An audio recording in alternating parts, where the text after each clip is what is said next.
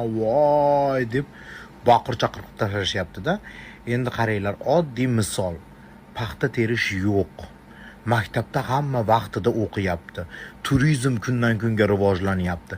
Chet elga chiqasanmi, xohlagan joyingga, xohlagan davlatingga uchib ketishing mumkin. Mashinani puling bormi? Shunday hozir olib chiqib ketsang bo'ladi. Kredit olishing mumkin. O'z Andijonga boraman desang, без post, никакого posta. Sizlar bilmaysizlar prosta, men O'zbekistonda yashagan paytimda. Andijondan Marhamatga borishda ham post bor edi. O'tolmasdi. Самый muhim gap. Tojikistonda meni dugonamni ota-onasi Samarqandga kelinni chiqarishgan ekan. Sovetskiy Soyuz davrida. Kelin o'lgan 3 oydan keyin yetib borishdi o'ligiga. Islom Karimov Islom Karimov orqali mustaqillikka erishganmiz yo'q, adashmanglar odamlar. Mustaqillik Sovetskiy Soyuz распалась просто, никто там chiqib olib men O'zbekistonni mustaqil qilaman deb Islom Karimov chiqib mustaqil qilmagan. Sovetskiy Soyuz просто распалась. Eplolmadi. Sovetskiy Soyuzni Rossiya eplolmay qolgandan keyin bo'linib ketgan. Hech kim uni chiqib men O'zbekistonda отдельный qilmoqchiman demagan. Hamma vaqtida одновременно hamma mustaqillikka erishgan. Потому что Sovetskiy Soyuzni eplolmay qolgan Rossiyaning davlati. Tushunyapsizlarmi? Hech kim uni chiqib olib men hozir hammani parcha-parcha qilaman, meni ismim deb chiqmagan hech kim. Islom Karimov davrida O'zbekistondan pul olib chiqib ketish juda ham muammo edi, bilasizlarmi? U yerda только Islom Karimov yashagan, Gulnora Karimova yashagan, yana bitta qizi Amerikada yashagan, xotini yashagan, xalq yashamagan.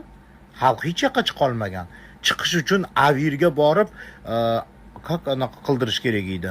Uni ham osonlikcha bermasdi. Hozir zagranipasport ol, dunyo kes. Seni birov to'xtatib qo'ymaydi. O'zbekistondan qancha puling bor? Olib chiqib ketib, olib kirib ke. Va oldin deklaratsiya yozardik, 70 metrlik deklaratsiya, esinglardami? Sal kallani ishlatinglar. Shavkat Mirziyoyev gullatyapti O'zbekistonda. Hamma yo'qqa parklar quryapti. Mana meni aytdi deysizlar, 10 yildan keyin Dubaydan farqi qolmaydi O'zbekistonda. Hamma turizm kundan kunga rivojlanib boryapti. Sabr qilinglar. Sabrni tagi oltin. Ko'rasizlar, hali Dubaydan ham chiroyli bo'lib ketadi. Moskva ham sirazi qurilmagan. Hali vaqt soat kelib Moskva, Rossiya bizga borib ishlaydi. Shunchalik darajada Shavkat Mirziyoyev prezidentlikni qabul qilgandan keyin ancha vaqt ham o'tgani yo'q. Sirazi Tojikiston chegarasi ochilgan. Bemalol tojiklar bizga, biz Tojikistonga o'tib yuribmiz. Chegaralarni olib tashadi mana Andijon, Farg'ona postlarini. Главное, paxta yo'q. Xursand bo'lsanglarchi, maza qilsanglarchi, hech kim mustaqillikni mana qilib, men mustaqil qildim O'zbekistonni deb olib kelmagan. U Sovetskiy Soyuz распалась просто.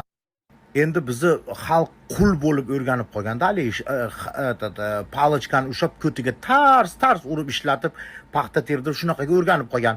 Endi hali qo'ydi ham nachalnigi bo'lmasa, hamma yoqqa anaqa chachilib ketadi-yu.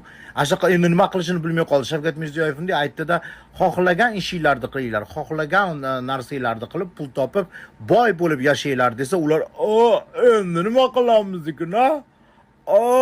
Deb mol tagidan chiqa olmayapti. O'shunaqa odamlar yozyapti kommentariyani. Hali miyasi moldikidan jicha kattaroq. Harakat qilgan mazza qilib yashayapti. Olma pish og'zimga tush. Davlatimiz qiynayapti. Deydiganlar yasholmayapti. Yashagan mazza qilib yashab yuribdi. Baxtli hayot kechiryapti. Mana men borib keldim, hamma ishda, hamma harakat qilgan, hamma unaqa qilgan. Kredit olaman desang, ol. Mashina olaman desang, ol. Nexia dan boshqa mashina bormidi